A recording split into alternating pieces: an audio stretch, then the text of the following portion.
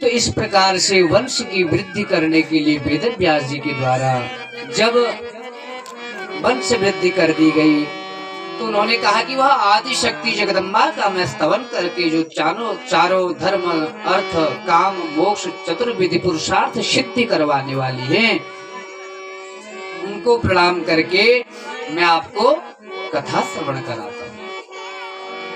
जिनके विभीष्ट मंत्र ऐंग से ही जप करने के उपरांत ऐंग मंत्र का जप करने से ही परम सिद्धि को प्राप्त कर लेता है। लेकिन उस जप को करने के लिए पहले हमको आत्म शुद्धि करनी पड़ेगी, यम करना पड़ेगा। यम का मतलब है हमारे चित्त में भाव आना, नियम उसके क्रम को जानना, आसन शुद्ध होकर के बैठना, प्राणायाम अनुलोम विलोम करना, जिससे हमारा मस्तिष्क थोड़ा हल्का हो और हमारा मन लगे। प्रत्याहार उसको अपने चित्त में ही धारण करते हुए प्रत्याहार, धारणा उसको अपने विचारों को उसके अनुकूल बनाना, ध्यान बुद्धि से उसके युगल चरण कमलों का स्तवन करना। तदंतर यह क्रम हो जाएगा तो हमारी समाधि हो जाएगी। समाधि में रोज जाते हैं। कब जाते हैं? खाना पीना खाया, लगाए बिस्तर, टन, पंखा भी गिर गया छत से तो कोई पता नहीं, सांप निकल गया ऊपर से कुछ पता नहीं है। उनने कहा पड़ोसी आया था उसने कितना तुझे उठाया, तो उठाई, क्योंकि समाधि हो गई। लेकिन हमको समाधि में जाना है। ध्यानावस्थित तदगतेन मनसा पश्यन्ति यम योगिनो, योगी जनों की तरह ध्यान अपने मन से करते हुए उस समाधि तक पहुंच जाना है। सातों इंद्रियों को भेदते हुए, अपने सप्त कुंडलियों को जागृत करते हुए, सातों लोकों से परे उस पर ब्रह्म का चिंतन करते हुए, क्योंकि यहाँ ब्रह्म रंध्र है हमारा। जब छोटा शिशु होता है तो उसके सिर में तेल भरते हैं, शुरू में भरते हैं, माताएं भरती होंगी, पुरुषों को तो ज्यादा, खैर बड़े पुरुषों को पता होगा, है तेल भरते हैं उसके ताल पर, वो है ब्रह्मरंध्र। वहीं से चिंतन होता है, कनेक्टिविटी बनती है, वहां से नेटवर्क आते हैं। जैसे हमारे फोन के नेटवर्क नहीं आते तो हम फोन को इधर उधर घुमाते हैं। तो इसलिए शुद्ध आसन की आवश्यकता है कि हमारे नेटवर्क सही पकड़े, कनेक्टिविटी बढ़िया रहे। नेटवर्क सही होंगे तो बढ़िया रहेगा। और नेटवर्क सबसे बढ़िया कब रहते हैं? ब्रह्म मुहूर्त में। जिस प्रकार से मान लीजिए, अब तो खैर कम होता है, जब बीएसएनएल का समय था तो रात को अगर फोन मिलाने बैठो तो आधा घंटा तक वो नेटवर्क व्यस्त कहता था, है? और सुबह को मिला दो तो खैर पहली बार में, क्योंकि उस टाइम पे सब अपनी समाधि में है। लेकिन उस समय जो उठ जाएगा तो उसे उस परमात्मा की कनेक्टिविटी में कोई दिक्कत ही नहीं आएगी, क्योंकि और लोगों के मैसेज वहां जा ही नहीं रहे, उस समय लाइन साफ है। तो उस ब्रह्म रंध्र के लिए ब्रह्म मुहूर्त में उठना। अब जो पर ब्रह्म को ब्रह्म मुहूर्त में कभी उठेगा ही नहीं तो ब्रह्म को कैसे जान पाएगा? वो जैसे उठा नहीं तो संसार की कह मैं चे ये श्रवण करता है। तो ब्रह्म मुहूर्त में जब उठे तो हमको देखो कितना शांत वातावरण मिलता है। अगर एक पेड़ भी कहीं जंगल में वन में गिर जाएगा तो हमको अपने घर तक उसकी ध्वनि सुनाई देगी, दोपहर में नहीं सुनाई देगी। यहाँ तो सुनाई देगी लेकिन शहर इत्यादि में, लेकिन वहां भी शहर में चले जाओ तो ब्रह्म मुहूर्त में आपको चिंतन करने का बहुत सुअवसर है, वह ब्रह्म मुहूर्त है। तो वही कहा सम्यक सर्वात्मनः सर्वे सर्वात्मन जनाश्रया, सर्व जनों की आश्रया। सभी की आश्रय कौन है? घर का जो मुखिया होता है वही सबका आश्रय होता है। जैसे घर का मुखिया होता है ना, उससे कोई बात नहीं छुप सकती। अगर उससे छुपाए बिना कोई कार्य हो गया तो फिर तुम्हारे पीछे डंडा हो जाएगा जिसने वो कार्य कर दिया। तो वैसे ही हमारी मुखिया इसमें आदि शक्ति जगदम्बा भगवती शक्ति है वो। मान लीजिए हमारे अंदर शक्ति नहीं है तो हम जमीन से उठ नहीं पाते, उन्होंने कहा ताकत नीचे आ रहा, उठने की ताकत नहीं है, पड़े रहेगा। जब वह परम्बार शक्ति हमारे अंदर विद्यमान होगी तो हम खड़े हो जाएंगे। सामर्थ्य, ताकत, चेतना, प्राण, तत्व आदि वह सब सृष्टि की निर्माता आदि शक्ति जगदम्बा है। उसके बिना एक हरा वृक्ष भी सूख करके नीचे गिर जाता है, एक सजीव मनुष्य भी एक कटे हुए वृक्ष की तरह, लता की तरह जमीन पर आ गिर पड़ता है। बड़े बड़े पर्वत धराशाह हो जाते हैं, बलिष्ठ बड़े बड़े बलिष्ठ भी बिल्कुल निर्बल होकर के जमीन पर बैठ जाते हैं। तो वह आदि शक्ति जगदम्बा परम्बा भगवती की कृपा से है, तो उनका स्तवन और चिंतन हमको नित्य प्रतिदिन करना है। तो सूत जी महाराज कहते हैं तो आपने जो ऋषियों कथा को पूछा है तो वह मैं आप लोगों को श्रवण कराता हूँ, आप कथा को ध्यान पूर्वक श्रवण करें। बोले भक्तवत्सल भगवान की जय। राजो परिचरो नाम धर्मकः सत्य शंकर चेदि देशपते श्रीमान बभूव द्विज पूजकः। एक उपरिचर नाम के राजा हुए। उपरिचर जो ऊपर चलते रहते हैं, और वह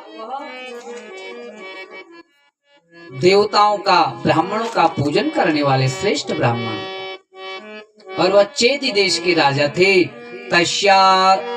तस्य तपसा तुष्टेन विमानम स्फाटिकम शुभम दत्तम इंद्रेण तत्तस्मै सुंदरम प्रियकाम्यया। तो भगवान इंद्र उनकी भक्ति से प्रसन्न हो गए, तो उन्होंने एक उनको स्फटिक का दिव्य विमान दे दिया। देख लो किस समय की बात है, उस समय विमान आ गया था है? उसके बाद गौतम देवहूति और कर्दम ऋषि के पास भी विमान आया। त्रेता में रावण के पास भी विमान था, और द्वापर में कर्दम ऋषि के पास विमान था, और कलयुग में सरकारी विमान है। बोलो भक्तवत्सल भगवान की। तो विमान क्या है, पहले विमान को समझें। विगतः मानम, जो हमारे अभिमान को तोड़ दे, जो हमारे अभिमान को गला दे, जो हमारे मद को चूर चूर कर दे। विगतः मानम इति विमानम, तब आएगा स्वर्ग से विमान है। स्वर्ग से विमान किसके किसके लिए आना चाहिए? सबके लिए है। कितने लोगों के लिए हाथ उठाए जरा। एक, औरों के लिए नहीं आना है? एक पापा, सब नीचे को जाएंगे का है? किसी का हाथ नहीं उठ रहा है। अभी थोड़ी क्या आ रहा है अभी थोड़ी क्या आ रहा है भाई। आप क्या सोच रहे तुरंत आ जाएगा वहां खेत में? वह विमान ऐसे नहीं आता है। काम क्रोध मद लोभ मोह से जब हम मुक्त हो जाते हैं, सत्कार सद आचार सत्कर्म सत्संग सतनीति आदि कर्मों से जब हम युक्त हो जाते हैं, तो हमारे विमान हमारे लिए आ जाते हैं, क्योंकि हम हमारे मोह का अंत हो जाता है। अगर मोह ही नहीं रहा, मोह सकल व्याधिन कर मूला, तिनके बस उपजहि बहुशूला। मोह सकल व्याधिन कर मूला, तिनके बस उपजहि बहुशूला। श्री राम जय जय राम, श्री राम जय जय राम, श्री राम जय जय राम, श्री राम जय जय राम। बोलो सीताराम चंद्र भगवान जय हो। तो भैया मोह शकल ब्या दिन कर मूला, तिनके बस उपजहि बहुसूला, जो करहि नित कर्म से जाहू, अमृत कलश विदहि सुख पाहू। अमृत कलश से भी ऊपर ही वह सुख को प्राप्त कर लेता है। बोले भक्त वत्सल भगवान की जय हो। तो अपने अभिमान को त्यागो, स्वाभिमान होना चाहिए। अभिमान की जगह में स्वाभिमान होना चाहिए। स्वाभिमान किस चीज का होगा? हमारी कोई योग्यता होगी तब उसका स्वाभिमान। उन्होंने कहा वो सबसे अच्छा कार्य करने वाली महिला है, देखो कितनी जल्दी घास काटती है, वो उसका स्वाभिमान होना चाहिए। हाँ मैं कर पाती हूँ। वह इतना सुंदर भोजन बनाती है, हाँ वो बनाती है, उसका स्वाभिमान होना चाहिए। लेकिन उसको उस पर अभिमान नहीं करना चाहिए कि मेरे जैसा कोई नहीं कर सकता है।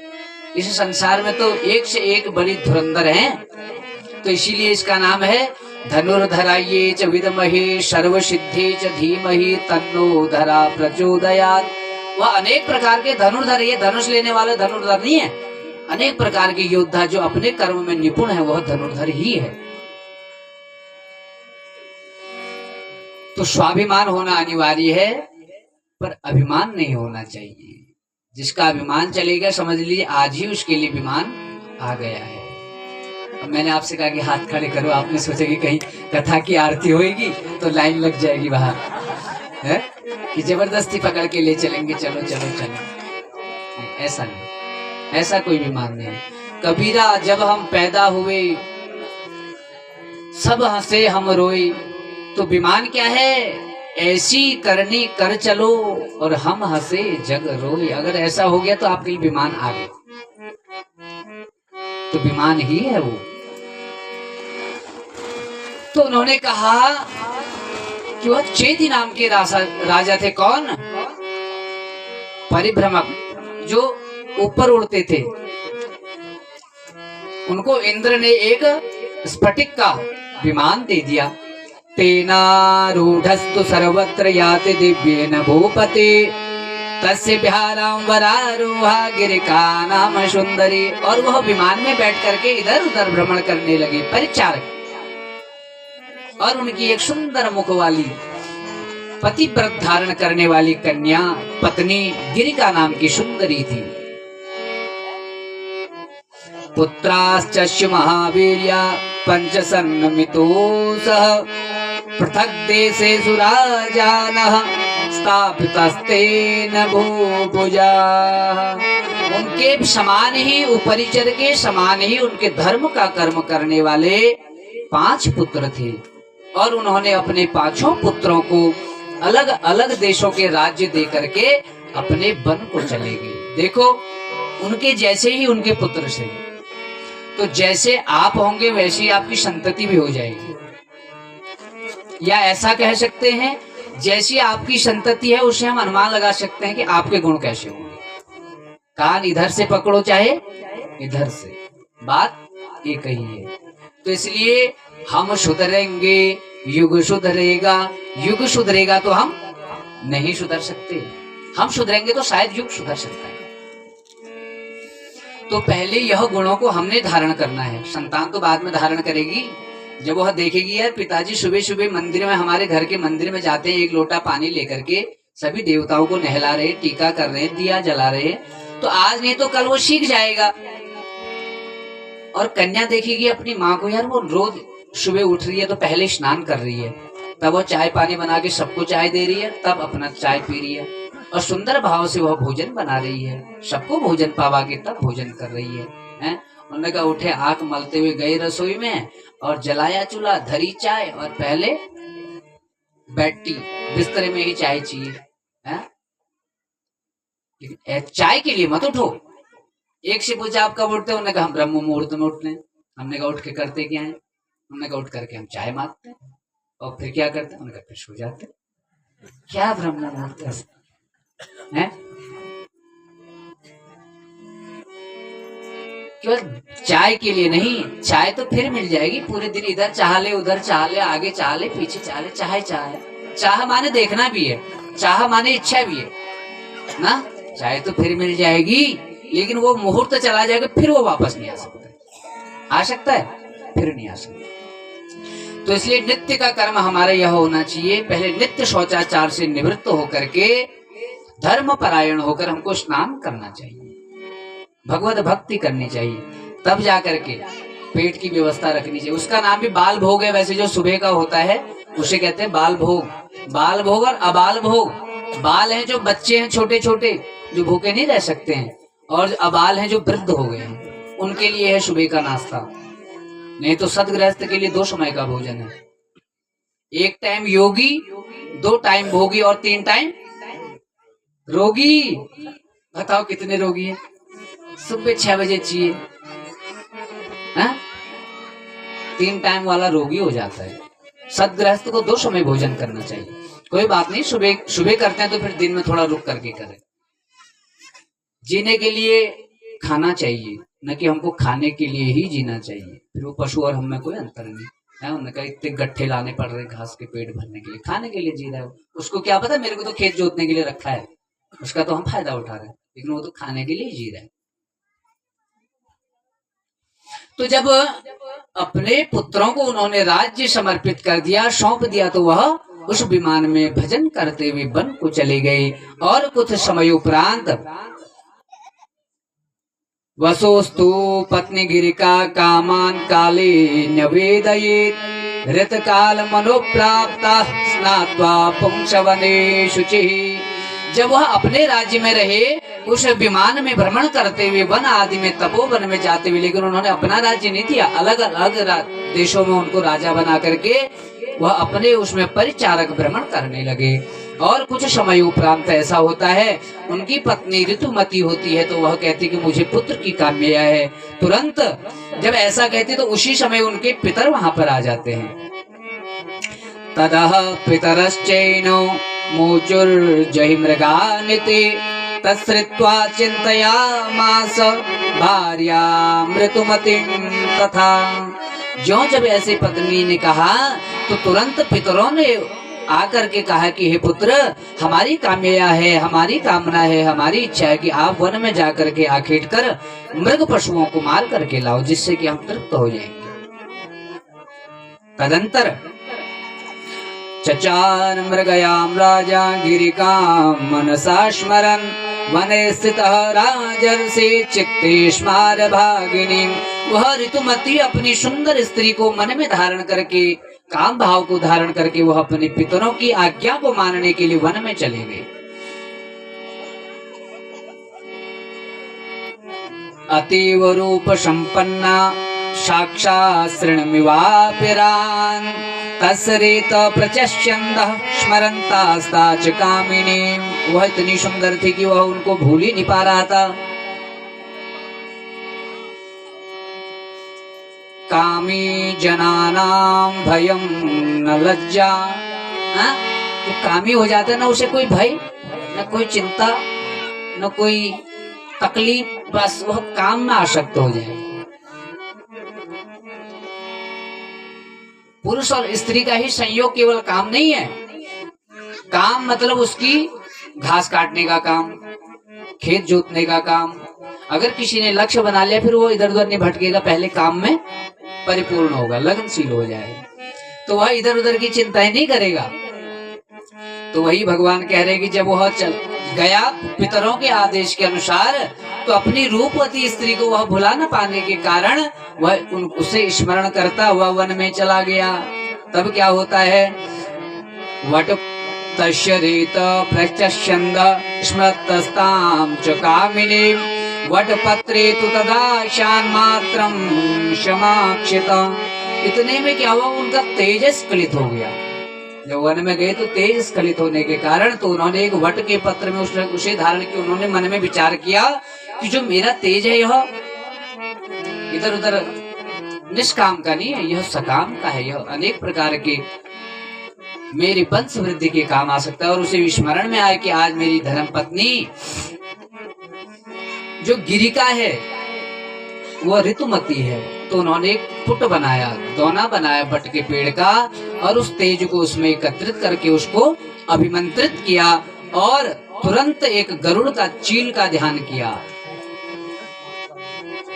अमोघम सर्वता वीर्यं मम चैतन्य संशयः प्रियाये प्रेषयाम्येते बुद्धिं कल्पयतः नरः शुक्र प्रस्थापने कालं महिष्या संप्रेक्षयः अभिमन्त्रार्थ त्वदीयर्थं वटपर्णपुटे कृतम्। जब उन्होंने उसको वट के पत्र में रख करके उन्होंने कहा कि यह ऐसे फेंकने योग्य नहीं, तो एकत्रित करके मंत्र अभिमंत्रित करके एक बाज पक्षी को बुलाया। उस समय के पशु पक्षी भी बोलते थे, बोलते तो आज के भी हैं। जब आप अपने गौशाला में जाओगे, आप अपनी गाय को आवाज लगाओगे तो आपके पाँव की आवाज सुनते ही, आपके चूड़ियों की आवाज सुनते ही वो ओ माँ कहती है ना। तो उस प्रकार से उस समय भी बोलते थे और वह समझते थे। तो ऐसे एक बाज को बुलाया। पार्श्वेन महाभाष्य राजोवाच द्विजं प्रति गृहाणेदं महाभाग गच्छ शीघ्र गृहं मम। हे महाभाग, आप इस मेरे दिव्य तेज को ले जा करके आप स्वकीय मेरे घर चले जाइए। और क्या करें? गिरिकाये प्रयच्छासु तस्यास्तत्वात् में वद्यो, कि आज वो ऋतुमती है और यह हुआ आप उसे दे देंगे। वह बाज बार बार उनसे निवेदन करने के उपरांत आकाश मार्ग से उड़ता हुआ उस राजा के चेदि नामक राज्य की तरफ को जाने लगा। सूची महाराज कहते हैं, इत्युक्ता प्रददौ पर्णो सेनाय नृपुषोत्तमो सगृहीतोत्पपाताशु गगनम गतिवित्तमः। अत्यधिक तेजी से वह गगन आकाश मार्ग से उस राजा के चेदि नामक राज्य को जाने लगा। जाते ही क्या, गच्छन्त गगनम शीनम धृत्वा चंचुपुटे पुटम तम पश्यत दधायांतम खगम क्षेनस्तथा परः। दूसरे बाज ने देखा कि इसके मुख पर कोई मांस का टुकड़ा है और वह दौड़ते हुए उस पर झपट पड़ा। और तब क्या होता है, आमिषं सतु विज्ञाय शीघ्रम्यपि द्रवत् खगम् तुंड युद्ध मथाकाशे तावुभो संप्रचक्रतुः खगौ तौ निर्गतो कामं पुटके पतिते तदा। जब वह आपस में छीना झपटी करने लगे तो वह पुट उसके मुख से गिर करके एक नदी में गिर पड़ा। खगौ तौ निर्गतो कामं पुटके पतिते तदा। एतस्मिन् समये काचित् दृकिका नाम चापरा ब्राह्मणं समनो प्राप्त्यं संध्या वंदन तत्परम्। उस समय एक सरस्वती नदी के किनारे एक ब्राह्मण देवता तप कर रहे थे और एक आकाश की आद्रिका नाम की अप्सरा आकर के उस नदी में स्नान कर रही थी। कुर्वन्ति जलकीं सा जले मग्ना चरा चरासा जग्राह चरणम नारी द्विजस्य वरवर्णिनी। और उसने तेजोमय उस ब्राह्मण को देखा तो उनके चरण कमल पकड़ लिए कामासक्त भाव से, और ब्राह्मण ने उसे श्राप दे दिया। क्या? सा सत्वा विप्रमुख्येन बभूवा यमुनाचरी सफरी रूप संपन्ना हाद्रिका चव अप्सरा। कि जा करके तुम यहाँ मछली बन जाओ। तुमने मेरे इतने दिव्य तेज भाव को करने वाले तप को तोड़ दिया। तुम जा करके अनेक प्रकार के इन निषिद्ध कर्मों को करने वाले और चरपट भाव की रहने वाली मछली बन करके इस जमुना नदी में चले जाओ। तब क्या हुआ? शेन पाद परिभृष्टम तत्शुक्रम मतवास से जग्राह तरसा भेत साद्रिका मत्स्यरूपिणी। उस उस दिव्य ब्राह्मण के श्राप के बल के कारण वह मत्स्य का बन करके उस नदी में विचरण करने लगे। और कुछ समय उपरांत क्या हुआ, अतकालीन क्रियाता मत्स्यता मत्स्य जीवन, वह अपने जीवन को मत्स्य के जीवन के रूप में उस नदी में व्यतीत करने लगे। जग्राह तरसाभ्येन साद्रिका मत्स्य रूपणी शीन पाद परिभ्रष्टम तच्छुक्रमद्वा शशि। उस मत्स्य रूपिणी ने उस जो आकाश मार्ग से उस बाज के हाथ से दोना नीचे उस नदी में गिरा था, उसमें जो उस परिचरक नाम के राजा का तेज था वह उसने निगल लिया, जिससे उसने गर्भ धारण कर लिया। उससे पूर्व जब ब्राह्मण ने श्राप दिया तो रोती उसने कहा कि आपने मुझे श्राप क्यों दे दिया। तो ब्राह्मण ने उसके करुण क्रंदन को श्रवण करके उसने कहा कि आप चिंता न करें, आप दिव्य तेज दो मनुष्य के देहधारियों को जन्म देने के उपरांत आप श्राप से मुक्त हो जाएंगे। जब उसने वह तेज को निगल लिया, संप्राप्ते दशमे मासे बबंधम ताम मनोहरम उदरम विददारासु शतस्या मत्स्य जीवन। उस मत्स्य जीवन को देख करके एक दिन मछुआरे ने जाल फेंका और वह मत्स्य उस जाल में फंस गई। युग्मं विनिसृतं तस्मादुनाद्यानुसाकृतिं बालः कुमार शुभस्तस्ता कन्या शुभानना। एक सुंदर से पुत्र और एक सुंदर सी कन्या को उसने जन्म दिया।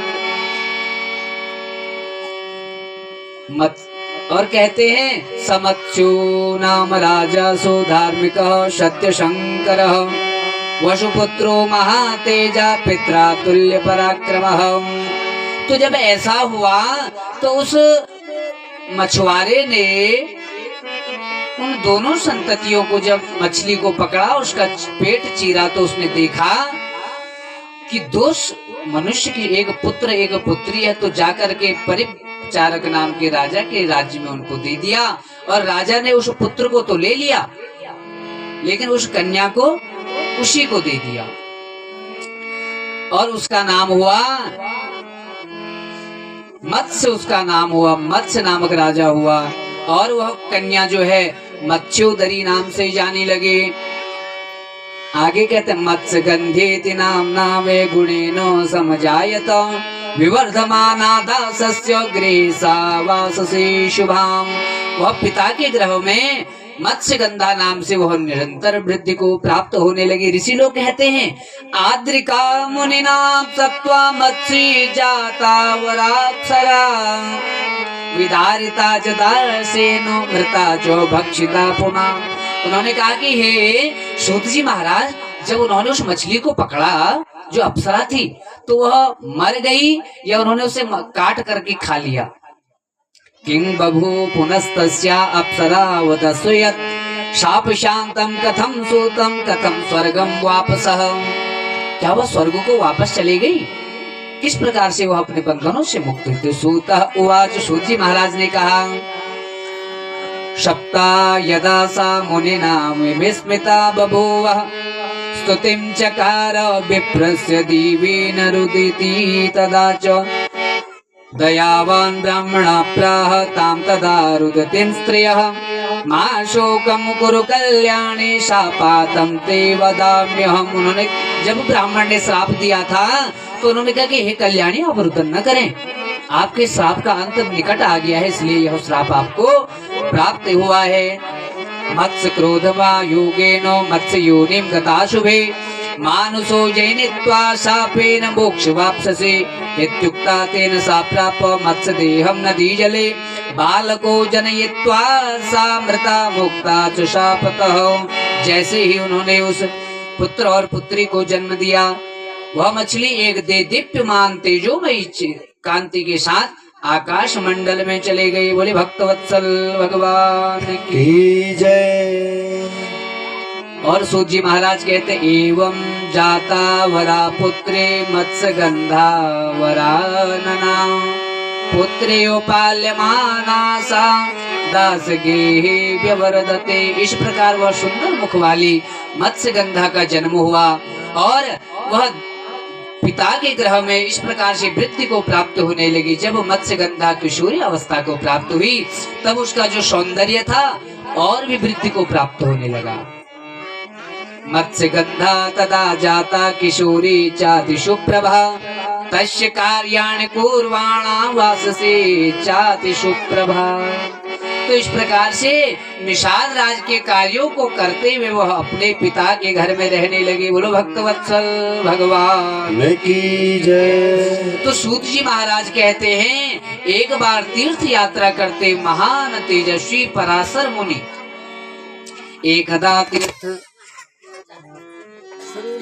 तीर्थ यात्रायां व्रजन्ते पराशरो मुनि आजगाम महातेजा कालिंद्या तटोत्तम।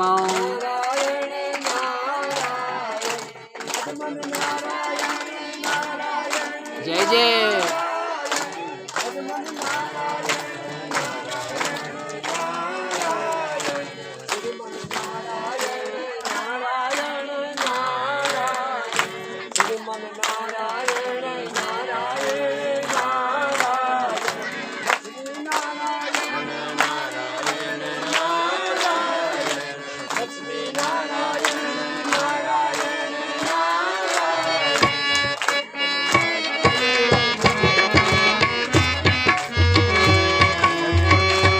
भज मन नारायण नारायण श्रीमन नारायण नारायण नारायण श्रीमन नारायण श्रीमन नारायण श्रीमन नारायण नारायण नारायण भज मन नारायण भज मन नारायण श्रीमन नारायण नारायण नारायण भज मन नारायण भज मन नारायण श्रीमन नारायण नारायण नारायण।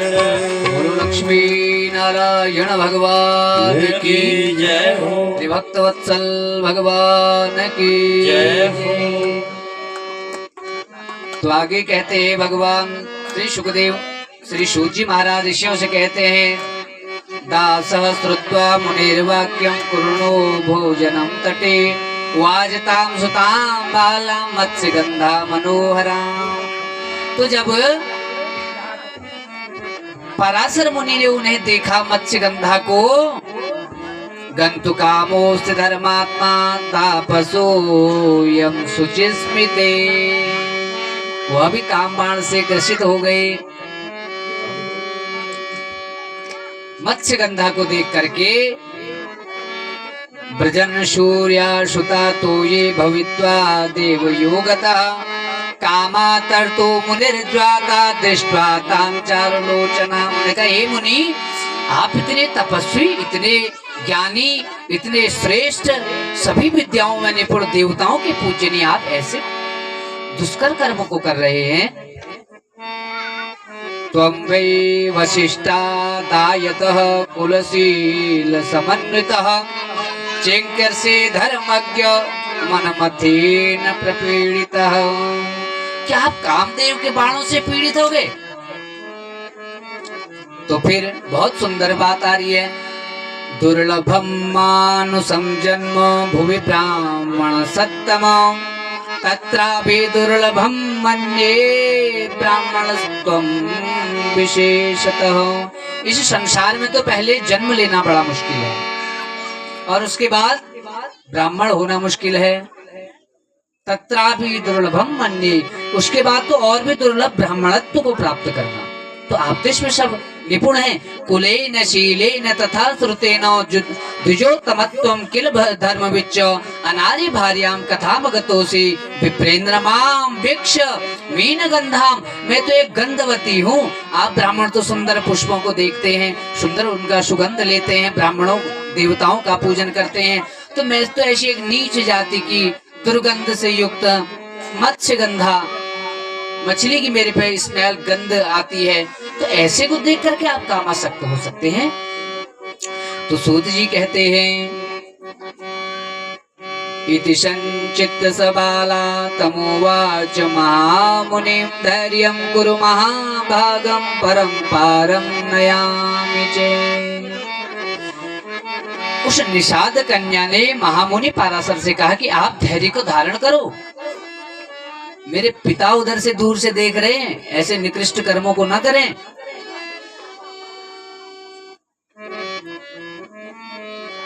सूतः उवाच, सूत जी महाराज के पराशस्तु तदश्रुत्वा वचनं हेतुपूर्वकं करं त्यक्त्वा तत्र सिन्धो पारगतः पुनः।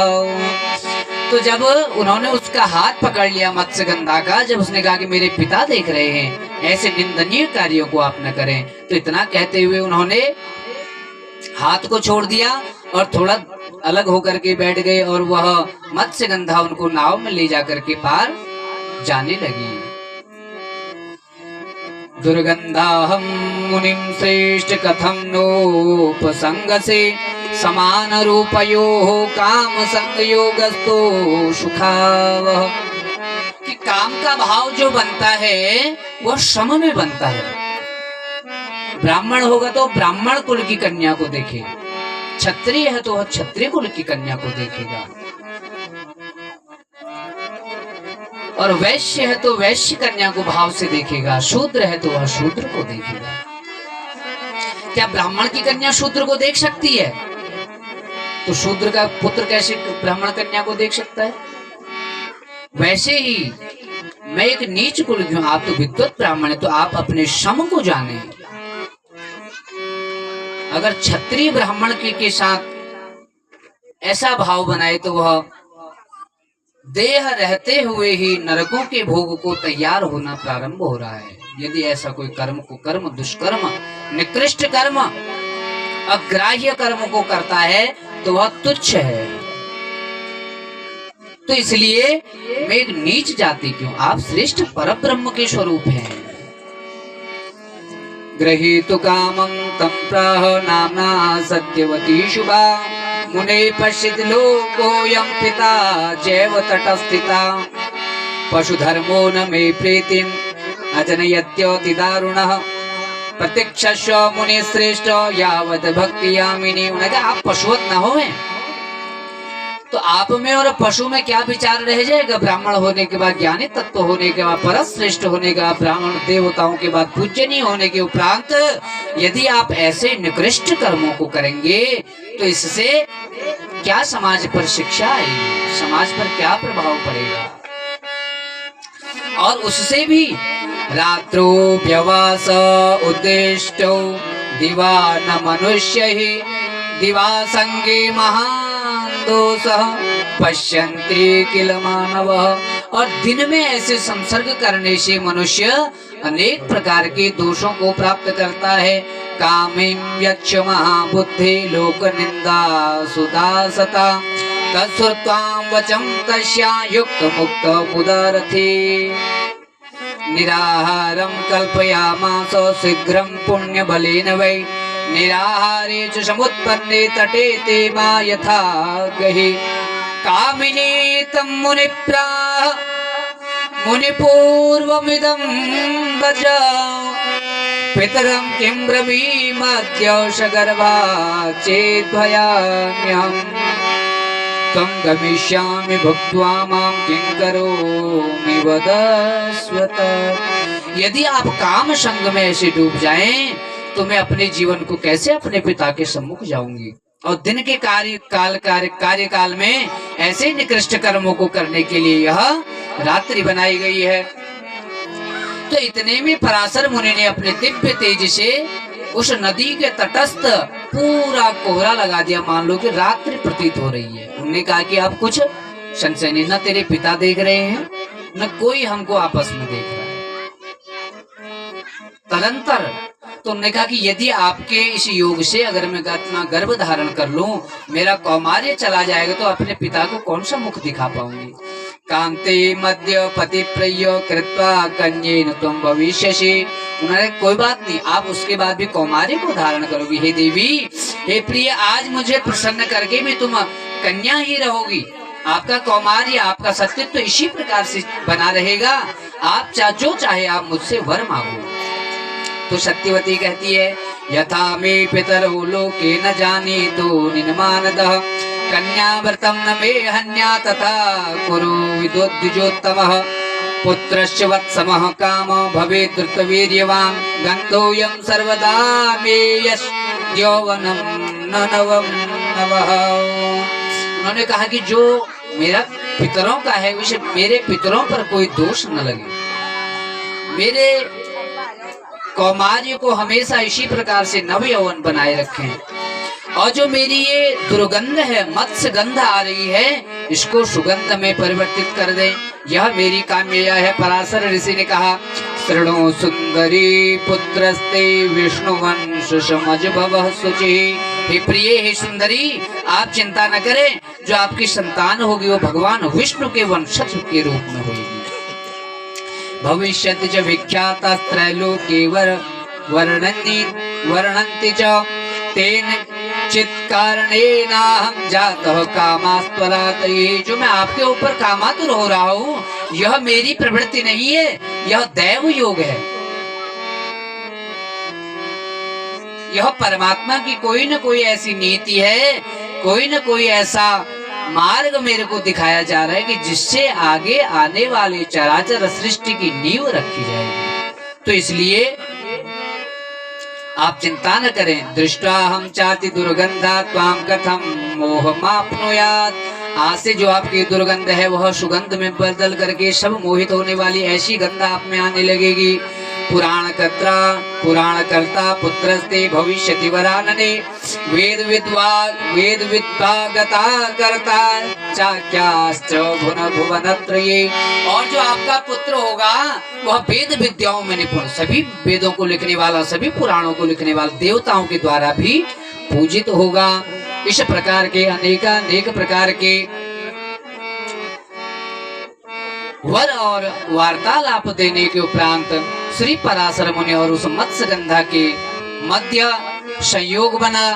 कालांतर में वह अपने पिता के गृह में रह करके 10 मास में उस नदी के एक द्वीप पर, यमुना के द्वीप पर भगवान वेद व्यास जी का जन्म हुआ। अतः उस बालक का नाम द्वैपायन रखा गया। द्वीप में होने के कारण उनका नाम द्वैपायन रखा गया। बोले वेद व्यास जी महाराज की जय। एवं द्वैपायनो यज्ञे सत्यवत्यां पराशरात् चकार वेद शाखस्य प्राप्तं ज्ञात्वा कलेयुगं शिष्यान् वध्यान् पमायास वेदान् कृत्वा विभागशः शमन्तु जैमिनी पैलो वैसं पायनेन च। अनेक प्रकार के वह दिव्य बालक तुरंत ही वृद्धि को प्राप्त हुआ और अनेक प्रकार से अपनी माता सत्यवती, उस मत्स्य गंधा का नाम योजन गंधा सत्यवती और वेद व्यास जी की मातु के रूप में वह प्रचारित और प्रसारित हुई। तो वेद व्यास जी ने अनेक प्रकार से उनसे कहा, मां, उस दैव योग से मेरा प्रादुर्भाव भगवान के वंश तेज से, क्योंकि जो पराशर ऋषि हैं वह भी भगवान के साक्षात अवतार के रूप में माने जाते हैं। तो तब अनेक प्रकार से उनसे कहा कि मैं अब यहाँ से तप के लिए जा रहा हूँ। उसके बाद उन्होंने सुमंत, जैमिनी, पहले वैशंपायन, असित देवल ऐसे जैसे और सुखदेव जैसे अपने प्रिय शिष्य और सुखदेव पुत्र को ऐसे उन्होंने वेद अध्ययन करवाई। तो सूची महाराज कहते हैं अंत में, महतां चरिते चैव गुणाग्राह्य मुनेरिते कारणाच्च समुत्पत्तिः सत्यवता झसोदरे। किसी विशेष कारण के कारण व्यास जी का तथा मछली के उदर से वह मत्स्य गंधा के रूप में योजन गंधा सत्यवती के संयोग से वेद व्यास जी का प्रादुर्भाव हुआ। और उसके बाद फिर राजा शंतनु के साथ सत्यवती का कौमार्य रहने से और उनका विवाह हो गया और राजा शंतनु को इस बात का कोई पता भी नहीं चला। यह एक तत्र सभाख्या ममाख्यातम शृणोति मुनिमान नरः न दुर्गतिम वाप्नोति सुखी भवति सर्वदा। हे ऋषिगणों, जो भी इस कथा को ध्यान पूर्वक भाव से श्रवण करता है वह न तो कभी दुर्गति को प्राप्त होता है अर्थात उसकी सदगति होती है और वह इस संसार के समस्त सुखों को भोग कर गौलोक धाम को प्राप्त करता है। बोले भक्तवत्सल भगवान की जय। तो इसलिए हमने भगवान को निरंतर याद करना चाहिए। मुझे तूने मालिक बहुत कुछ दिया है, तेरा शुक्रिया है, तेरा शुक्रिया है। मुझे तुमने मालिक बहुत कुछ दिया है, तेरा शुक्रिया है, तेरा शुक्रिया है। मुझे तूने मालिक बहुत कुछ दिया है, तेरा शुक्रिया है, तेरा शुक्रिया है। मुझे तूने मालिक बहुत कुछ दिया है, तेरा शुक्रिया है, तेरा शुक्रिया है। तेरा तूने मालिक। जय जय श्री हरिदास।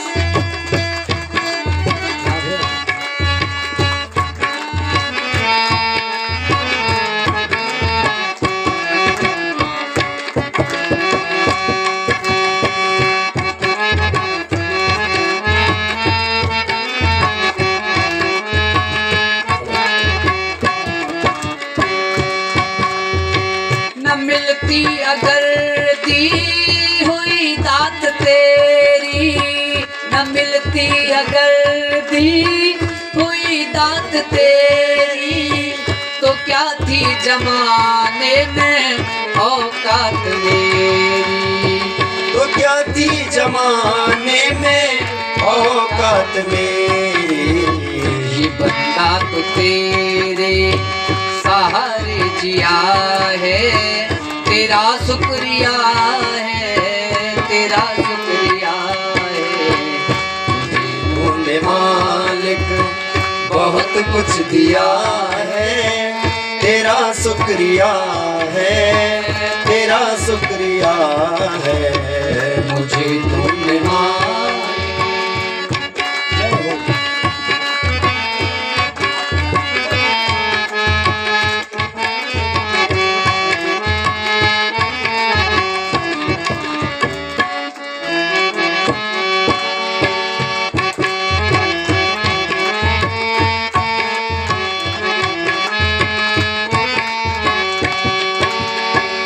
जायदाद दी है, ये औलाद दी है, ये जायदाद दी है, ये औलाद दी है। मुसीबत में हर वक्त इमदाद दी है, मुसीबत में हर पल इमदाद दी है।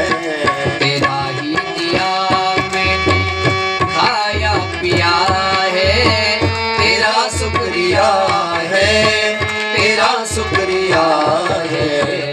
मुझे तूने मालिक बहुत कुछ दिया है, तेरा शुक्रिया है, तेरा शुक्रिया है। मुझे तूने मालिक।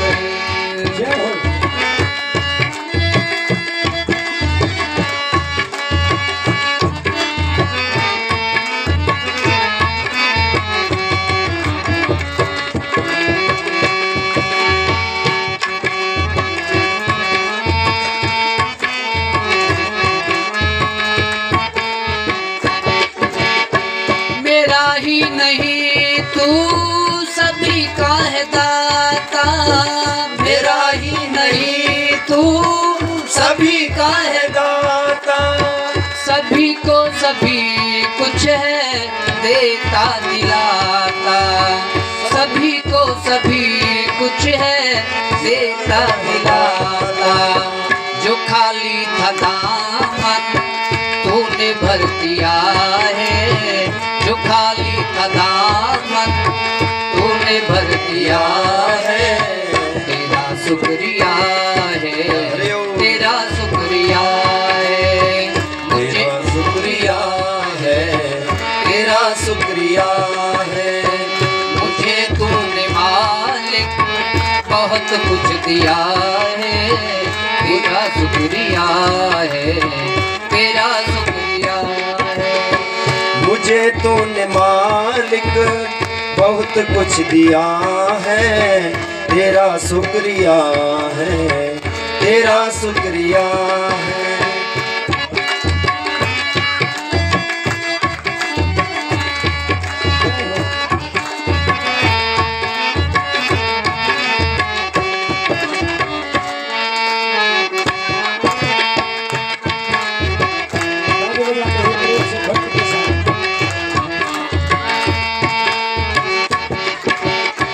तेरी बंदगी से मैं बंदा हूँ मालिक, तेरी बंदगी से मैं बंदा हूँ मालिक, तेरे ही करम से मैं जिंदा हूँ मालिक, ओ तेरे ही करम से मैं जिंदा हूँ मालिक, तुम्ही ने तो जीने जय के हो। काबिल किया है, तुम्हें ने तो जीने के काबिल किया है, तेरा शुक्रिया है, तेरा शुक्रिया है, तेरा शुक्रिया है, तेरा शुक्रिया है, मुझे तूने मालिक बहुत कुछ दिया है, मुझे तूने मालिक बहुत कुछ दिया है, तेरा शुक्रिया है, तेरा शुक्रिया है, तेरा शुक्रिया है, तेरा शुक्रिया है। आहा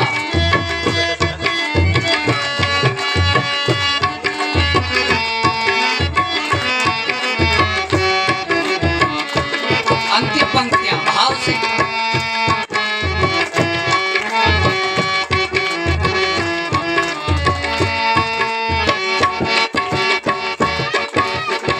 मेरा भूल जाना तेरा ना भुलाना, मेरा भूल जाना तेरा ना भुलाना, तेरी रहमतों का कहाँ है ठिकाना, तेरी रहमतों का कहाँ है ठिकाना, मेरा भूल जाना तेरा ना भुलाना, मेरा भूल जाना तेरा ना भुलाना, तेरी रहमतों का कहाँ है ठिकाना, ओ तेरी रहमतों का कहाँ है ठिकाना, बस तेरी इस मोहब्बत ने हरि बोल। पागल किया है, तेरी इस मोहब्बत ने पागल किया है, तेरा शुक्रिया है,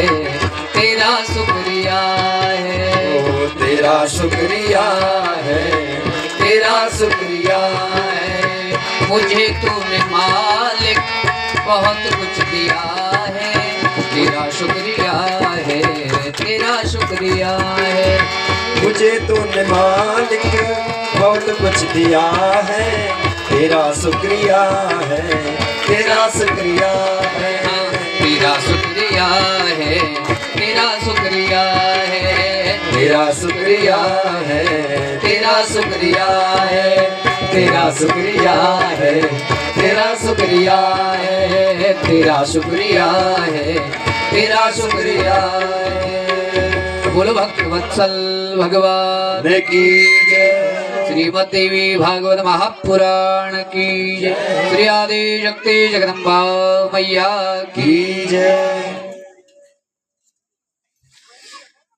तो ऋषियों ने जब इतने कथा को श्रवण किया तो सूजी महाराज से कहा, उपस्थिस्तु त्वया प्रोक्ता व्यासस्यामित तेजसः सत्यवक्ता तथा सूतः विस्तरेण त्वया नघः। कहा सूत जी महाराज से कि हे अनघ, हे श्रेष्ठ ब्राह्मण देवता, आप अपने तेजस्वी व्यास तथा सत्यवती की जन्म की कथा विस्तार पूर्वक हमें कही और हम लोगों ने उसको चित्त में हृदयांगम कर लिया।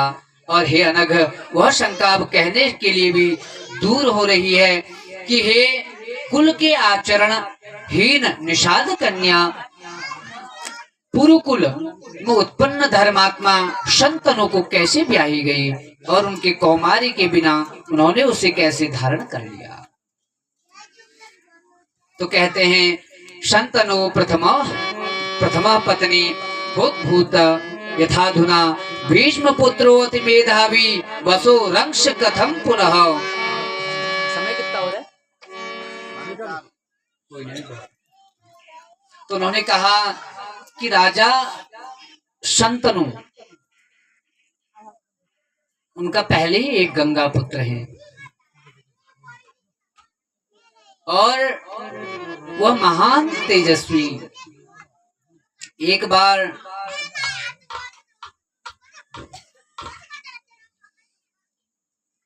इक्ष्वाकुवंश प्रभो भावो महिष इति स्मृतः सत्यवान धर्मशीलश्च चक्रवर्ती नृपोत्तमः अश्वमेध सहस्रेण वाजपेय शतेन च तोषयामास देवेन्द्रं स्वर्गं प्राप महामतिः। जब वह महाभिष नाम के राजा हुए, उन्होंने तप बल इत्यादि के कर्मों को करने के उपरांत, सत्य कर्मों को करने के उपरांत उन्होंने दैवलोक को, जो यह उपरिचर नाम के राजा थे, उन्होंने दैवलोक को प्राप्त किया। एक बार महाभिषक जो राजा थे वह ब्रह्मलोक गए। मृत्यु के उपरांत धर्म कर्म करके, यज्ञ अनुष्ठान करके, तप व्रत करके, ब्राह्मणों को दान दे करके, संतों को संतुष्ट करके, गौ का दान करके, गौचर भूमि में गायों के लिए स्थान बना करके, अनेक प्रकार के धर्म देव भगवान आदि शक्ति जगदम्बा के बड़े बड़े दिव्य देवस्थान बना करके जब उन्होंने ऐसे कर्मों को करने के उपरांत देवलोक को, ब्रह्मलोक को प्राप्त किया। एक दिन क्या हुआ, एकदा ब्रह्मासनस्थं गतो राजा महाभिषक सुरा सर्वे समाजग्मु सेवनार्थम प्रजापति। उन्होंने प्रजापति आदि सब हैं वहां। मैंने जैसे आपको पूर्व में निवेदन किया कि इस संसार में जिस प्रकार का हमारा आचरण, जैसा हमारा कर्म और जैसा हमारा इधर उधर की आभा मंडल होएगी, वैसा ही हमको वहां परलोक में प्राप्त होगा। राक्षस प्रवृत्ति होगी तो वहां चले जाएंगे।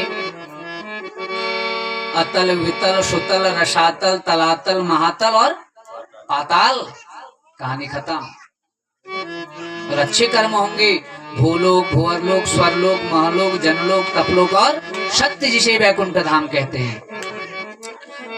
कथा से, पुराण से इतर शिव पुराण का मैंने अध्ययन किया तो उसमें एक जगह पर ऐसा वर्णन है कि देवाधिदेव महादेव इस पद्मासन लगा करके बैठे हुए हैं। नाभि प्रदेश जो है वह मृत्यु लोक है, क्योंकि हमारे पेट में भी कितने प्रकार के जीव रह रहे हैं। अब हमको भले ही पता नहीं है, जब चूहे तो दौड़ते हैं सबके पेट में, इतना तो पता है चूहे हैं पेट में, नहीं ना। उसके अलावा अन्य अनेक प्रकार के जीव हैं जो हमारे भोजन को डाइजेस्ट कर रहे हैं, पाचन क्रिया को बना रहे हैं। कोई रक्त बना रहा है, कुछ तो कार्यभार संभाले होंगे कोई जीव जंतु, तभी तो कार्य चल रहा है। नहीं, हमारे घर के अंदर में जितने कोई सफाई कर रहा है, कोई धुलाई कर रहा है, कोई कपड़े धो रहा है, कोई जाले उतार रहा है, कोई खाने बना रहा है, अनेक प्रकार के कर्म हो रहे हैं ना, वो घर के अंदर ही हो रहे हैं। तो वही एक घर भी हमारे अंदर भी है जीवों का। तो यह है मृत्युलोक। तो इससे ऊपर को भूलोक भुवरलोक स्वरलोक महलोक जनलोक तपलोक सत्यलोक, जिसे वैकुंठ धाम कहते हैं, और नीचे को अतल, वितल, सुतल, रसातल, तलातल, महातल और पाताल। जो हमारा तल है वह पाताल है। ऐसे भगवान के 14 भुवन और स्वर्ग, मृत्यु और पाताल, यह 3 लोक हैं। वह इसमें वर्णित है। इसमें भी कितने ब्रह्मांड हैं। देखो कितने ब्रह्मांड अभी यहाँ पर बैठे हुए, सबके पास एक एक ब्रह्मांड है ना। तो ऐसे ही इस आकाश मंडल में अनेक ब्रह्मांड है। जितने रात को तारे चमक रहे हैं वो सब ब्रह्मांड है। अब गिन लो कितने तारे हैं। थाई भर रुपए गिनने सक और सबकन सिक्कर तोड़ने सक। ऐसा कुछ एक पहेली है कि थाली भर के रुपया गिन नहीं पाया। वह थाली भर के रुपया क्या है? आकाश मंडल के समस्त तारे। बचपन में हम भी गिनते थे, ऐसे आंगन में सोते थे गर्मियों में, तो रात को गिनते थे ये तारा ये तारा। तो तारा जिसको एक बार देखे फिर उसी को गिनते, क्योंकि पता तो चलता नहीं है। तो जब ब्रह्मलोक में वह गई राजा भिषक, तो उन्होंने क्या देखा? गंगा महानदी तत्र संस्थिता सेवितो विभुम तस्य वासो समुद्भूतं मारुतेन तरस्विना अधो मुखासुरा सर्वे न विलोक्येव तां स्थिता राजा महाभिषस्तां तु निसंकः समुपश्यतः। उस राजा महाभिषक ने देवी गंगा को देख करके भाव विभोर होकर के एक टक देखने लगे। उनने ये भी नहीं देखा कि आसपास में इतने देव बैठे हुए हैं। पहले आए कि कामी पुरुषाणाम भयम न लज्जा। कामातुर हो जाएगा, शक्त हो जाएगा, उसे भय और लज्जा कुछ फिर नहीं रहेगी, उसका उद्देश्य रह जाएगा बस। तो जब ऐसा हुआ तो उन्होंने निसंकोच एक भाव से उसको देखते रहे। तो ब्रह्मा जी ने ब्रह्मा चुपो ततो पुण्यम ससाप सुरान्निप मृत्युलोकेश भूपाल जन्म पाप्य पुनर्विदम। हे राजन, तुमने इतने पुण्यों का अर्जन करके इस ब्रह्मलोक के परम पद को प्राप्त किया, लेकिन मैं तुम्हें इस निकृष्ट कर्म को करने से तुम्हें श्राप देता हूँ। आप जाओ मृत्युलोक पर। आप किसी राजा, श्रेष्ठ राजा बनकर के पुनः उसी प्रकार के देवत्य कर्म को करने के उपरांत, ब्रह्म तुल्य कर्मों को करने के उपरांत इस परम पद ब्रह्मलोक को प्राप्त करो। और गंगा को साथ में श्राप दे दिया कि आप श्रापित होते हुए उस धराधाम मृत्युलोक पर चले जाओ। तदंतर क्या हुआ? आयुतायुर्भेवन्नो सदेवागत यौवनम तच्छ्रुत्वा सुंदरी प्राह्य मृत्युलोके स्थिं सखी। तो भिषक नाम के राजा ने जो ब्रह्मलोक में गया, उसने कहा आखिर मैं जाऊं तो कहाँ जाऊं? मेरे योग्य ऐसा कौन है जिसके घर में जाकर के मैं देव तुल्य कर्मों को कर सकूं? तो उसके बाद उन्होंने मन में विचार किया, देखा इस मृत्युलोक में प्रतीपम चिंतयामास पितरम पूर्वंसजं एतस्मिन् समये चाष्टो वसवः स्त्री समन्विता। उन्होंने देखा कि प्रतीप नाम के राजा हैं। श्रीमद् नारायण नारायण नारायण श्रीमद् नारायण नारायण नारायण नारायण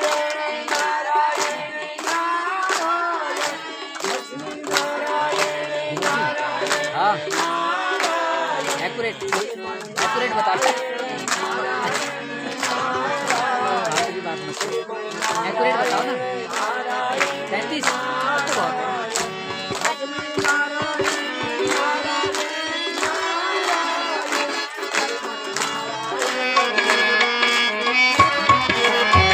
बोलो लक्ष्मी नारायण भगवान की जय।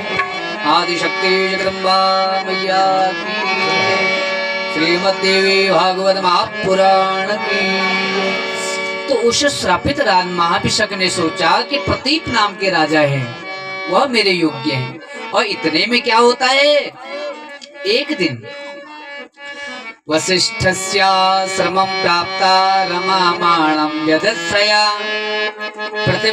पृथिव्यादीनां वसूनां च मध्ये कोऽपि वसुत्तमम् द्यौर्नामा तस्य भार्यस्य नन्दनीकां ददर्शः दृष्ट्वा पतिं सा प्रपच्छ कस्येयं धेनुरुत्तमा।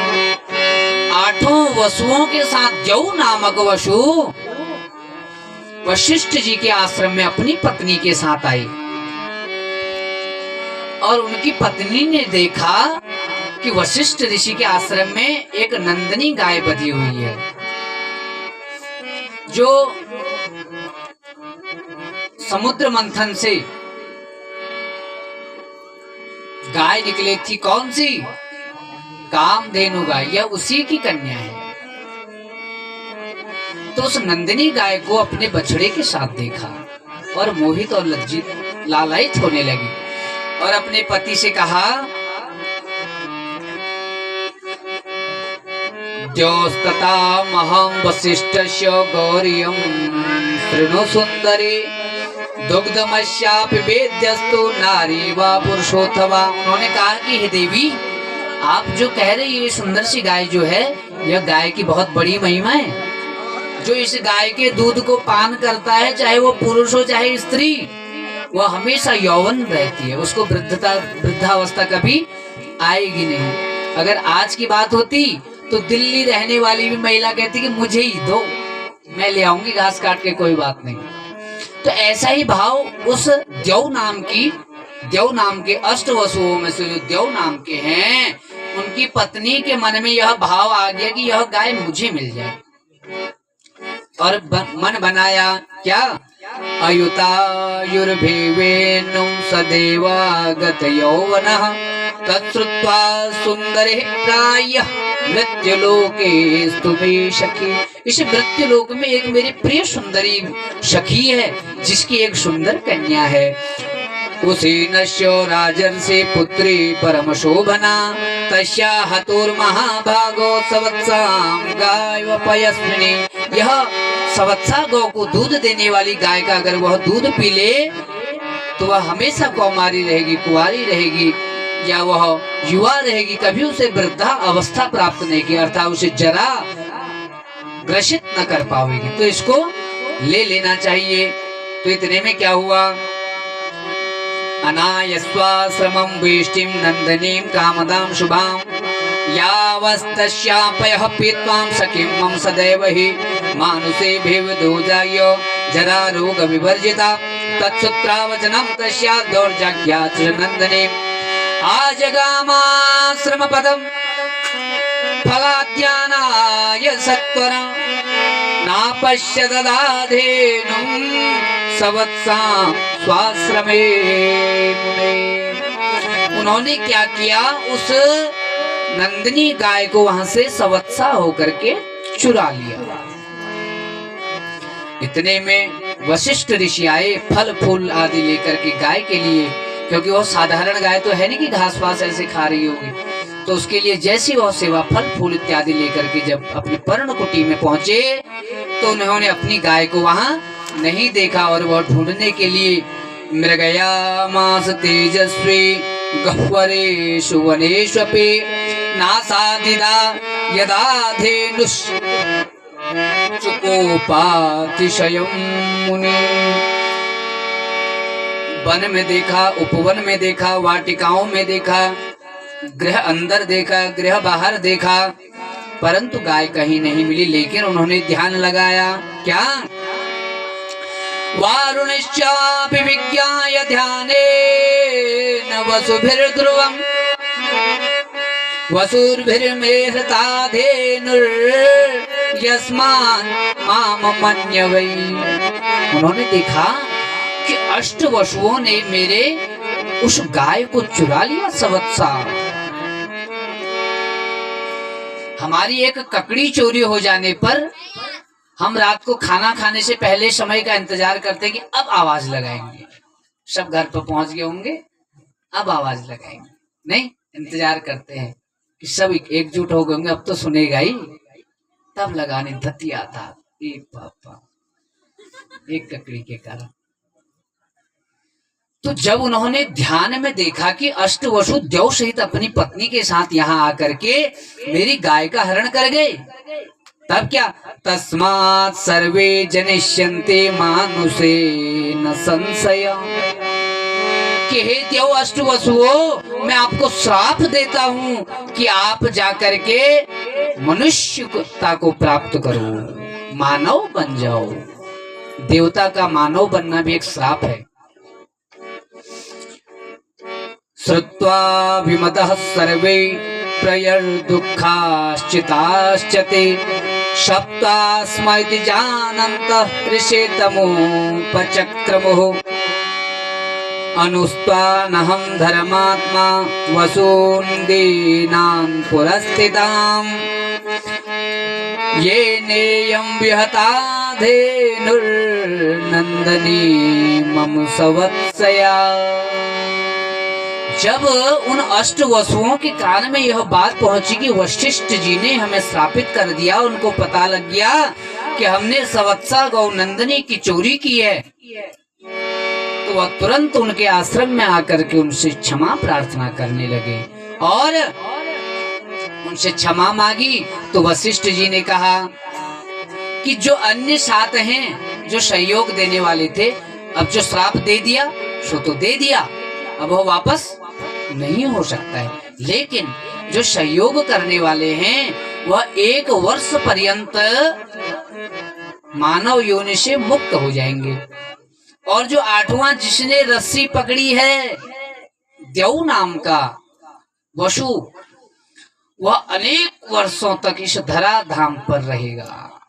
इस प्रकार के श्राप देकर के वह अपने अपने धाम को चले गए। श्राप की चिंता के कारण वहां गंगा मैया को श्राप मिल गया और उधर उस राजा को श्राप मिल गया और इधर अष्टवसुओं में अष्टवसुओं को श्राप मिल गया। अब इतने में अष्टवसु खिन्न मना, दुख मन से, अगर किसी की माता पिता पिटाई कर देते, एक आध चटक पड़ जाती है तो वह खिन्न मना होकर के माँ के पास चला जाता है, या किसी शरणार्थी हो जाता है किसी के पास। उठ रहा है, कोई तकलीफ हो रही है दूसरे को, ये क्या चक्कर है भैया, मन की खटपट को रोकिए। कोई आ रहा है, कोई जा रहा है, उससे हमें कोई मतलब नहीं है। ऐसा तो होता, मैं तो अभी कथा से भटक चुका होता, कहाँ कहाँ की बातें कर रहा होता आपसे। मैं तो इतनों को जो देख रहा हूं और सब मुझे देख रहे हैं, जबकि आपको कोई नहीं देख रहा है, आने जाने वाला कोई भी नहीं, तो किस बात की है? तो इसलिए मौन को धारण करें, शांति का दान करें। देखो, भाव जो कथा का भाव बनता है मेरा आप लोगों को देख करके बनता है कि जैसा आपका श्रवण करने का मन होगा, जैसा आपका मेरे प्रति भाव बनेगा, वैसा मैं नया नया कुछ अच्छा, जैसे कोई हमारे घर अतिथि आता है, हमारा प्रिय अतिथि, ये नहीं कि जो रोज ही पहुंच जा रहा है, वो भी अतिथि नहीं है। उसको देख करके तो उन्होंने कहा कि अगर दाल चावल बना, छोड़ कोई खिचड़ी बना, चुपकी है। लेकिन जो कभी कभी आता है तो हम क्या करते हैं कि अपनी आवश्यकता से अधिक के व्यंजन बनाते हैं, नहीं बनाते हैं क्यों? हमारी सामर्थ्य नहीं है जबकि उतनी। उस दिन हम चाह के पनीर भी ले आएंगे, उन्होंने कहा एक सूखी सब्जी भी बना दे, उन्होंने कहा 2-4 पूड़ी भी बना दे, फिर उसके बाद रोटी सेकना, मीठा होने का चलो थोड़ी आटे का हलवा भी बना दो। ऐसे बनाते नहीं। तो क्या है कि भाव है, वो अतिथि हर बार नहीं आता है। तो वैसे ही आप लोगों को देख करके मेरा भी भाव होता है कि मैं इस मंच पर क्या पता अगली बार पहुंचूंगा या नहीं पहुंचूंगा, अनेक दूसरे व्यास आएंगे या आऊंगा भी तो क्या पता आप ही लोग मेरे को कथा श्रवण की मिलेंगे, यह भी तो नहीं है। तो इसलिए भैया भाव से कथा को श्रवण करें कि मेरा भी आपको श्रवण कराने का मन करे, अधिक से अधिक, और भाव से, यानी कि मैं मिला पढ़ दूं बिल्कुल। ऐसे तो मैं इसको पूरी कर चुका होता अब तक, आज 6 दिन हो गए। बोले भक्तवत्सल भगवान की। तो जो देव नाम का अष्टवसु है वह अनेक वर्षों तक इस धराधाम पर रहेगा। तो अष्टवसुओं को श्राप मिला, गंगा को श्राप मिला, वह राजा परिचरित को भी श्राप मिल गया। तो वह जब प्रदीप नाम के उस राजा को श्राप के घर में वह परिचारक नाम का राजा ब्रह्मलोक से उनके घर चला गया, जो शंतनु बन गया। कौन बन गया? शंतनु। और यही शंतनु कौन है? भीष्म पितामह का पिता शंतनु। और इधर गंगा को श्राप मिला तो अष्टवसु गंगा के पास जाकर के खिन्न मना होकर के बोलने लगे, हे मां कि आप समस्त जगत को पवित्र करती हैं, निर्मल करते हुए आप समस्त देहधारियों को प्यास से संतप्त हो रहे, उनकी प्यास को क्षुधा से त्रसित करती है, उनकी प्यास को बुझाती हैं, तन को निर्मल करती हैं और वस्त्रों को शुद्ध करती हैं। तो आप हमको इस प्रकार से श्राप मिल गया है, तो हम चाहते हैं कि आप ही हमारी मां बने। तो उनके ऐसे करुणतामयी भाव को देख करके माता गंगा को दया आ गई, क्योंकि कुपुत्रो जाये तो क्वचिदपि कुमाता न भवती। तो वह दया की सागर स्वरूपा आदि शक्ति जगदम्बा के रूप में भगवती गंगा ने उनको स्वीकृति दे दी। तदंतर उससे पूर्व ही मनुष्याणां च जठरे चिन्तये महतीं नहि तस्माच्च मानुषे भूत्वा जनयायां जरोद्यमां सन्तनुर्नाम राजर्षि तस्य भार्यां भवानघे जाताञ्जले चास्मिन् निक्षेपः सुरापगे। उस समय राजा महाभिष ने भी राजा प्रतीप के पुत्र के रूप में जन्म ले लिया और उन्हीं का नाम शंतनु पड़ गया। और तदा सलिला तस्मानि श्रुता वर्णिनी दक्षिणा सालंसरा सुरो भेजाम देवा नाम सुभानना अंगे सुता श्रीहच्चाः मां दृष्ट्वा किंवरानने ममोवाराधिस्ता से त्वं किमर्थं दक्षिणे। और इतने में वह गंगा स्वरूपा उनके दक्षिण अंक में आकर के, अंक का अर्थ होता है एक प्रकार से गोद और एक प्रकार से स्कंद, तो अंक दाएं अंग में आकर के बैठ गई। तो उन्होंने कहा कि आप मुझे पति के रूप में स्वीकार है, मैं आपको पति वरण करती हूँ, आप मुझे अपनी धर्म पत्नी के रूप में स्वीकार करें। तो राजा शंतनु ने कहा कि हे देवी, जो दाया है भाग, दाया अंग है, यह पुत्र वधू भगनी बहनों का है, यह पवित्र स्थान है। तो इसलिए आप मेरे पुत्र की पत्नी बन जाओ। उनके पुत्र कौन है? देवव्रत। तो समयोपरांत उन्होंने कहा कि मैं इस वन में रहूंगी, जब आपका पुत्र आपको न बताते हुए जब इस वन में मुझे देख लेंगे और पहचान लेंगे तो मैं उसको वरण कर लूंगी, ऐसा उनसे कहा। और वह वहां से वन में चले गए। तथेत्युक्त्वा गता सा वै गामिनी दिव्य दर्शना राजा चापि गृहं तप्ताश्चिन्तास्तां स्त्रियं पुनः। ततः कालेन वियता जाते पुत्रे वशिष्यसि वनं जिगाम वृथा राजा पुत्रं वृत्तान्तमुविचान्। कामयानां वरारोह तां भजेतां मनोरमां न पृष्टव्या त्वया कामी मन्ये योगान् नराधिप। कुछ समय बीत जाने पर वह राजा ने अपने पुत्र को वह समस्त वृतांत बता दिया। किसको? शंतनु को। उनके पुत्र हैं शंतनु, तो उनको सारा वृतांत बता दिया। तो उन्होंने कहा कि जब तुम वन में चले जाओगे तो उससे पूछना मत कि तू कौन है, क्या है, मेरे पिता ने तेरे लिए मेरे को वरण कर लिया है, तो ऐसा कुछ उससे पूछना मत। उन्होंने कहा ठीक है। तो एक दिन दत्वा राजा श्रियं सर्वान् वनं राजा विवेशः तत्रापि तपस्त्वापि ममाराध्या पराम्बिका।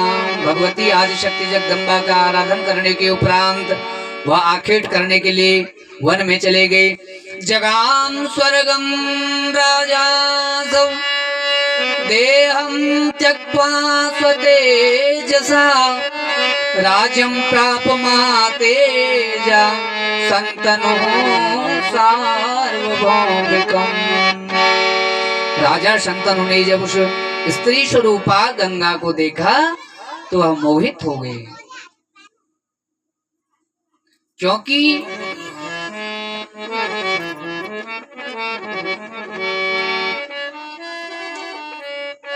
स्त्रियः स्वभावं पुरुषस्य भाग्यं देवो न जानाति कुतो मनुष्य। जो महिलाओं का स्वभाव होता है उसको कौन नहीं जान पाता है? देवता तक नहीं जान पाते हैं। तो साधारण मनुष्य की क्या वैल्यू है? एक ने कहा यह नारी नहीं नारंगी है। हमने कहा नारंगी नहीं शतरंगी है। हमने कहा घाट पर अभी छोटे में है। तो अबे नारंगी नहीं ये सौरंगी है भैया। अगर कुछ अपना कार्य करवाना हो तो झूठ मूठ के आंसू आने में भी देर ना लगे। है? एक पापा नहीं, तो इसलिए बोलो भक्तवत्सल भगवान की। बुरा नहीं मानना है, आप लोगों को थकान हो रही होगी और थोड़ा हंसने के लिए है। क्या कहेंगे? एंटरप्राइज नहीं, क्या होता है? मतलब थोड़ा सा व्यंग, थोड़ा सा प्रसन्नता के लिए है। थोड़ा मुखमंडल के आपके थोड़े हंसते हुए अच्छा लगेगा, थोड़ी थकान चली जाती है। आजकल वहां बने हुए लाफिंग क्लब, आप दिल्ली मुंबई ऐसी जगह जाएंगे, लाफिंग क्लब, वहां पागलों की तरह हंसते हैं, हा हा हा हा, क्योंकि उनको घर में तो हंसी है नहीं, वो सीरियस रहते हैं। सीरियस, उनके वहां ज्यादा बोलते नहीं है। तो जब ऐसा हुआ तो उसको देख करके वह मोहित हो गई। प्रजां वै पालयामासो धर्मदंड महीपतो। तो उसको देख करके राजा अनेक प्रकार से विचारों को, भावों को बनाने लगे।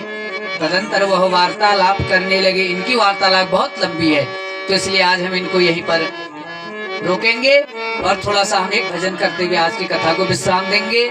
और उसके बाद हमारे श्री श्रेष्ठ पंडित जी, पंचायती पंडित जी श्री शंभु प्रसाद शास्त्री जी को अवसर देंगे। तो कुछ उन्होंने संभाषण इत्यादि जो भी दानदाताओं के नाम इत्यादि लेने हो, उसके लिए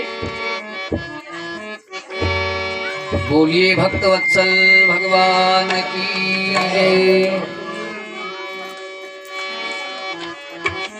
देखो, जो भजन में गाता हूँ बहुत सीधे सरल से गाता हूँ और लगभग सबको पता है। ये छोटे बच्चे लड़ाई नहीं करते बेटा, यहाँ कान काट देते हैं।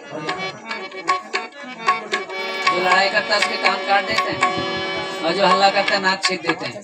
बोलो भक्तवत्सल भगवान की जय। तो सरल भजन है, अगर गाना आ रहा है तो गाइए, नहीं तो कम से कम ताली का सहयोग जरूर दीजिए। अरे राम नाम के हीरे मोती मैं बिखराऊं गली गली, और ले लो रे कोई राम का प्याला शोर मचाऊं गली गली।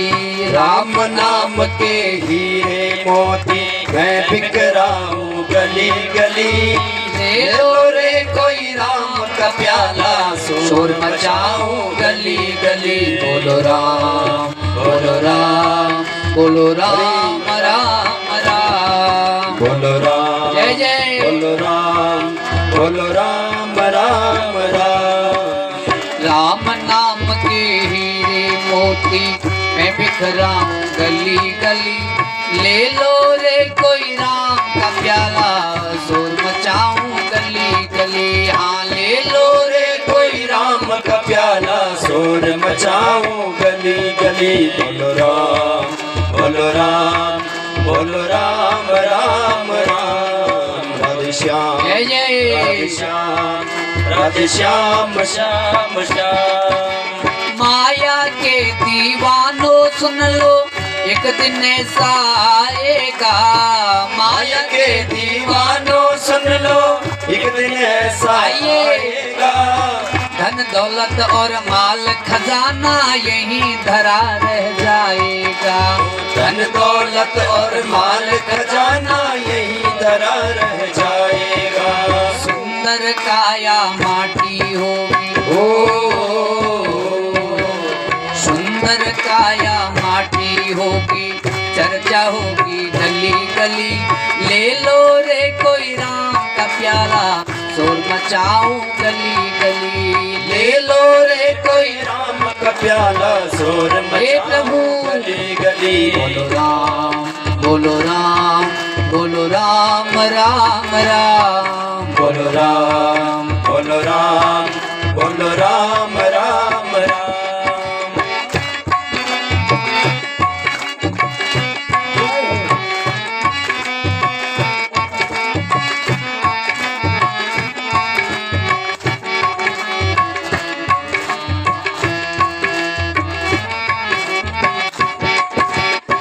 क्यों करता तू मेरा मेरी, यह तो तेरा मकान नहीं। क्यों करता है मेरा मेरी, यह तो तेरा मकान नहीं। झूठे जग में फंसा हुआ है वह सच्चा इंसान नहीं। झूठे जग में फंसा हुआ है वो सच्चा इंसान। तो प्यारे जग का मेला 2 दिन का है, जग का मेला 2 दिन का है, अंत में होगी चला चली। ले लो रे कोई राम का प्याला, शोर मचाऊं गली गली। हाँ ले लो रे कोई राम का प्याला, शोर मचाऊं गली गली। बोलो राम, हरि ओम। बोलो राम, बोलो राम राम राम। बोलो राम, जय बोलो जय। राम, बोलो राम राम राम।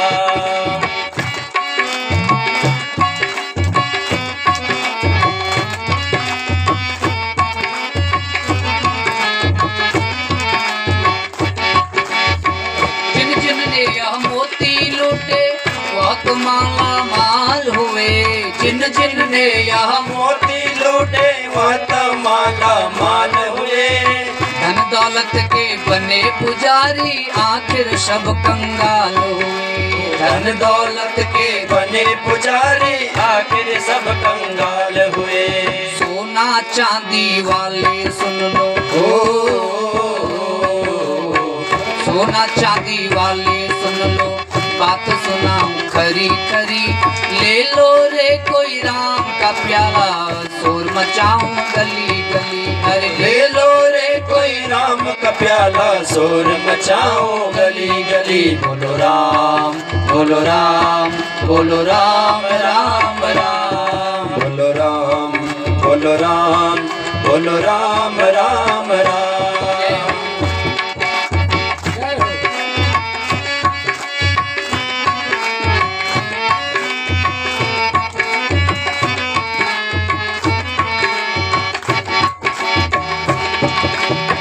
दुनिया को तू कब तक पगले अपनी कहलाएगा। दुनिया को तू कब तक पगले अपनी लाएगा। गोविंद को तू भूल गया है अंत समय पछताएगा। गोविंद को तू भूल गया है अंत समय पछताएगा। 2 दिन का यह चमन खिलाए, 2 दिन का यह चमन खिलाए, फिर मुरझाए कली कली। ले लो रे कोई राम का प्याला, शोर मचाऊं गली गली। अरे ले लो रे कोई राम का प्याला, शोर मचाओ गली गली। बोलो राम, बोलो राम, बोलो राम राम राम।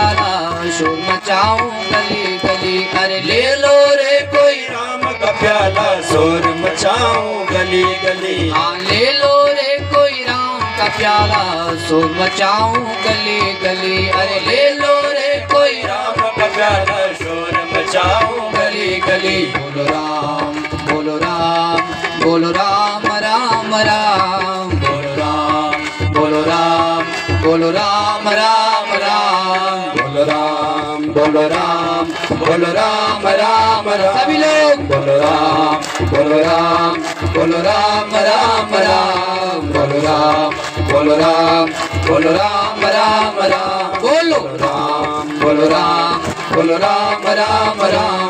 बोलो राम बोलो राम बोलो राम राम राम। बोलो राम बोलो राम बोलो राम राम राम। बोलो राम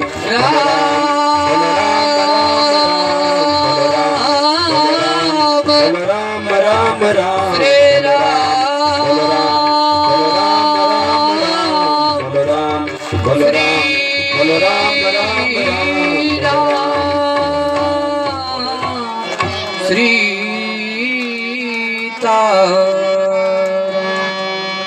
बोलो सीतारामचंद्र भगवान की जय। श्रीमद् देवी भागवत महापुराण की आदि शक्ति जगदम्बा मैया की जय हो। श्री वेद व्यास जी महाराज की जय। शुक शौनकादि ऋषियों की जय। श्री सद्गुरुदेव भगवान की की जय। श्री विद्येश्वर महादेव की जय। श्री कालिका मैया की की जय। श्री बटुक भैरव भगवान की जय हो। श्री भूमिया बाबा की जय। अपने अपने माता पितृ चरण कमलों की जय। सर्वदेवमयी गौ माता की जय हो। ओ आज के आनंद की जय हो। ओ नमः पार्वती वदये शिव हर हर हर महादेव शंभो। वक्रतुंड महाकाय सूर्यकोटि समप्रभा निर्विघ्नं कुरु मे देव सर्वकार्येषु सर्वदा।